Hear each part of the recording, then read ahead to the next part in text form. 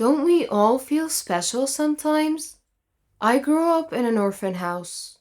I'm not trying to pretend that there was anything special about it, but I grew up with this nagging voice inside my head telling me how special I am and that my life will eventually turn upside down. It turned out I was not being delusional or anything. What happened to me was every foster child's dream. If only I knew what my future held for me. My mom, dad, and twin sister committed suicide in 1992. I was saved by my extended family only to get abandoned later. I was disowned not because two of the wealthiest families in the city couldn't raise me, but because I was a curse for their reputation. My mom and dad were not married, and that brought them so much shame until they took their own lives. Fast forward few months later, one day I woke up at a children's home. I'm an orphan now. I have absolutely no memories of my parents or even my twin sister, but I do remember my extended family very well. They gave me up when I was 6 years old. My uncle is an extremely rich businessman. He was never really bad to me. In fact, he put me in what you can call a fancy home. Although he promised to visit me every weekend, he never did. I was put in a medium-sized room with four other girls, Rosaline, Claire, Bella, and me, Rachel. They were all dressed in clean nightgowns, but they were all the same color, pale green. Mrs. Milton, our guardian, gave me a similar gown to put on. It felt as if I was admitted into kids' military. Our hair was always put up in a tight bun. We all looked the same. Mrs. Milton was not the kindest person you could come across, but she wasn't evil either. The house was divided into two sections, one for the boys and one for the girls. The only time we met the boys was in the outside building, which was some sort of a school. We took a few classes every day, and to be honest, we had some really good teachers. I always sat next to a boy called Nate. I thought he was super smart, and he always helped with my math homework because numbers were never really my field of expertise. We eventually became really good friends. Whenever I went back to the room, all the girls were too occupied with their toys, and they were all good friends already. It felt like I was an outsider. However, a few months later, I became the alpha of the group. Don't get me wrong, this is not another Oliver Twist story. We used to pull pranks on each other all the time, and we had a really good laugh. I mean, being in a foster home is not exactly a vacation, so we made the best out of a bad situation. When the girls would go to sleep at night, I would go fake sleeping until Mrs. Milton had gone to sleep as well. Then I would stare out that tiny, teeny window and start counting the stars one by one. I named one after my dad, one after my mom, one after my twin sister, and finally, one after Nate. I would stay up all night long daydreaming until I fell asleep. Mrs. Milton would wake us up around 6 a.m. to have breakfast and go to class. It went on like that for years and years. Every day seemed exactly like the other, except on the weekends, which wasn't really much of a weekend. It only meant we were allowed to eat dessert. I have always been an extremely curious little girl, and the reason Nate and I grew so close was because he was a curious boy as well. We had no idea about the outside world. We had so many unanswered questions, and sometimes we would make up answers to tame our brains. The girls had relatives visiting them during the weekend, but I would stay in my room. Sometimes I cried, and sometimes I shut my eyes close and tried to imagine what my mom looked like. One day during science class, Nate asked me who visits me on the weekend. I never said anything back. I pretended that I didn't even hear him. But in a moment of extreme confusion and sadness, I wrote something down on a piece of paper and passed it to him. It said, "Let's get out of here." We were 12 years old at the time. I didn't care about the consequences at all. All I cared about was getting outside of here and exploring what was happening in the outside world. I wanted to go back to my uncle, even if he didn't want me. Nate looked at the paper, folded it into half, and he freaking swallowed the paper, and he just nodded his head at me. I wasn't sure what he meant by the nod until at midnight. While I was looking at the stars I befriended for years now, I heard the slip of a paper under the door. I quickly got up and the paper said, "Meet me at the school building in 5 minutes." I slowly opened the door and ran downstairs. Nate and I stood there awkwardly, not knowing what to do. We started discussing a runaway plan. But seriously though, what could two kids do to escape a fully guarded huge building? We were smarter than any of you would think. For the next week, we studied every movement happening around the place. When security guards changed their shifts, which teachers left class early, we even memorized the times when Mrs. Milton had to use the bathroom. We had a solid plan. At the end of the week, on Friday, we had history class, and the teacher always left a few minutes early. At the same exact time, security guards changed their shifts, and Mrs. Milton took about 3 to 4 minutes to come downstairs and walk us back to our rooms. That was it. That was the moment I have been looking for all along. We passed by the guard's back and we ran and ran like there was no tomorrow. After a few blocks, we were out of breath. We were two kids dressed exactly alike with no money and no place to go. But we couldn't stop, not after we finally did it. We kept on walking and walking until it was night. I looked up at the sky and I could not believe my eyes. The sky had endless stars. I let my hair down and got rid of that stupid bun I've had for years. I decided that Nate and I could go into a shop and ask for a suitable job that could offer us a place to live and food. Yes, I was that smart, and I still am. So we went into a grocery store owned by an old lady. We told her our story, and what she said back was, "I need to call the police." And so we begged and cried and begged, and the lady had a big heart. She offered us some sandwiches and said we could help deliver groceries around the block. We immediately agreed. Nate and I had to sleep on a blanket inside the store every night. It was not a great situation, but we loved that sense of freedom. We felt like we were hero kids with superpowers. We stayed with the old lady for what seemed like a year. If you haven't guessed it by now, I was in love with Nate. I had our wedding planned inside my head, and although he never said anything back, I knew he loved me even more. One day we heard that old lady talking to an officer who was looking for two lost kids.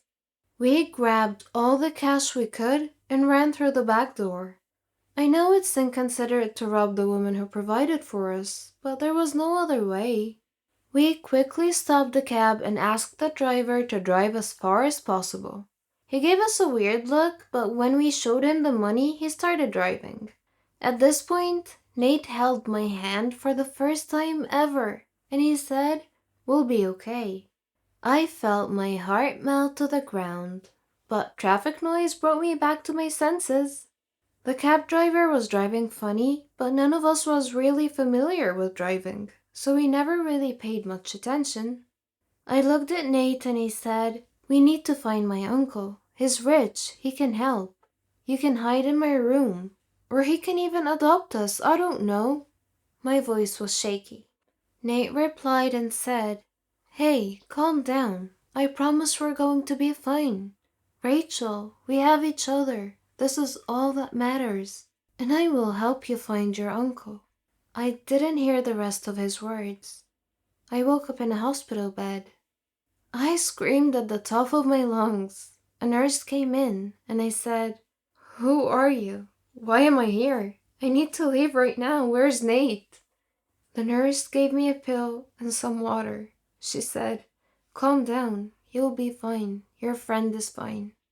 You got into a car accident. What's your name?" I pushed her hand away and refused to take the pill. My name is Rachel and I need to see my friend right now. The nurse just left me. Then an officer came in. He started asking questions and I kept asking to see Nate. I never answered any of his questions. I asked him to call the nurse again and she came back. I asked her to help me sit straight because I could barely feel my legs. Maybe I'd been sleeping for too long, I don't know. She just stood there. I looked down and I didn't have legs. What happened? I asked. The accident happened, Rachel, the nurse replied. Now I'm a crippled orphan? No, that couldn't be true. I'm not sure why, but I was super calm, and I asked, what happened to my friend? He is okay. Where are your parents? I stared up at the white ceiling and never said anything back. I don't know how, but it was suddenly next day morning and the officer woke me up. I told him the whole story, and I described my uncle and his business name. I needed all the help I could get, but no one was telling me anything about Nate. The doctor explained that I will be able to walk again, but it might take up to a few years. Later that day, my uncle came. I had an ocean of mixed feelings, but my eyes were stoned. I couldn't shed a single tear. The first thing he said was, "Why did you do that to yourself, honey?" He dared to call me honey and to blame me for his own doing. I half smiled and said, "The doctor said I'll walk again. Have you heard anything about my friend?" He told me that Nate had a brain concussion and he's in a coma. And that was when my stone eyes melted. I felt guilty. It was me who made him run away. If it wasn't for me, maybe he would have been fine now. "Uncle Todd, could you please call in the doctor for me?" I asked. The doctor was very understanding. Although he did not have a full picture of what was going on, he explained to me that Nate will be fine, and I believed him. My uncle paid for my surgery and for Nate's stay as well. How confusing. If he had such a big heart, why did he admit me to a foster home? I lost count of the days. I wished I was back at the orphanage sitting next to Nate while he helped me with my homework. A month passed by, and Nate was doing a lot better. I saw him a few times, and I was able to walk a few steps with the help from the nurses. My uncle visited from time to time, and I could tell he was trying to make it up to me. But wasn't that just a bit too late?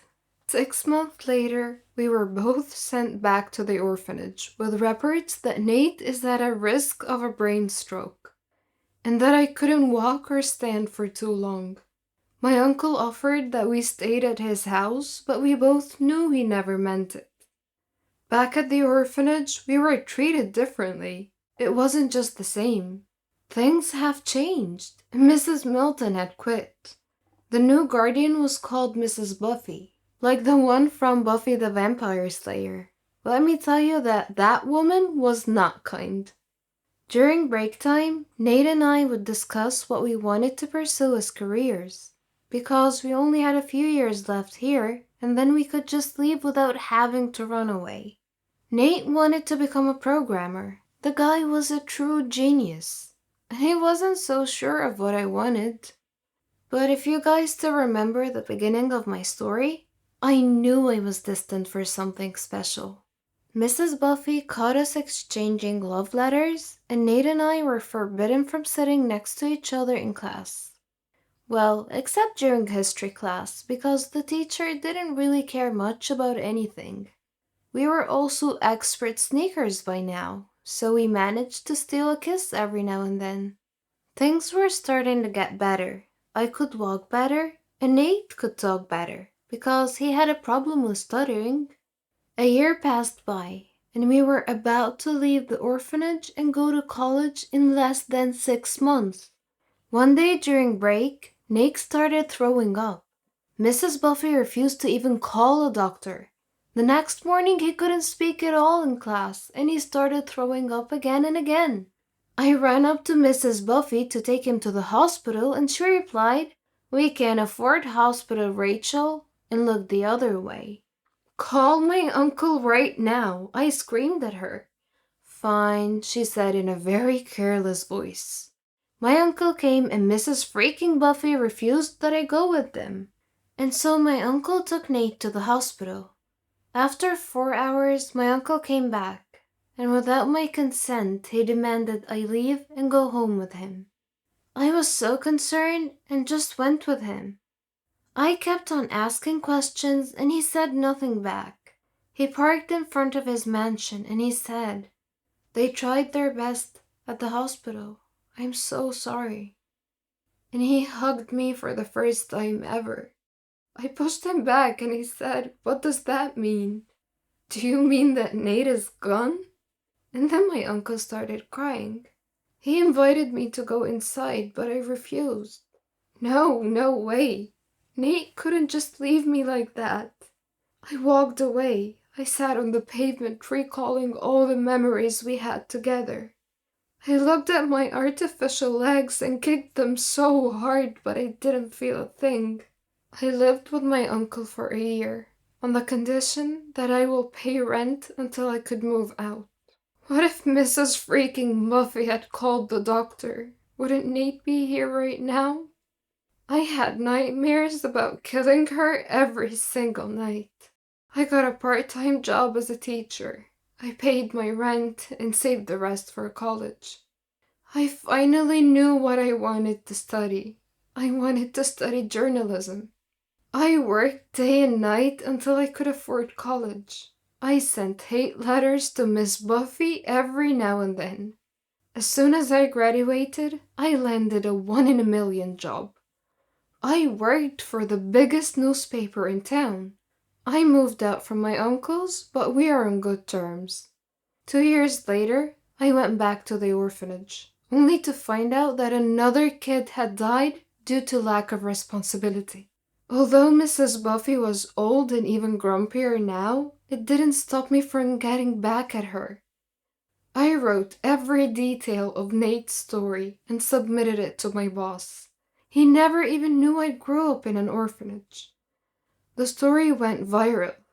I was even interviewed to share more details on television. Finally, Mrs. Buffy went to prison after a long trial. Ah, I could almost hear Nate smile in heaven right now. I may not have legs, and I may get bullied every now and then, but I have Nate living inside my heart. After things went viral on social media, I was able to get enough donations to open my own foster home in Nate's name, and to forever honor his name. See, I told you, I was destined for something extra special.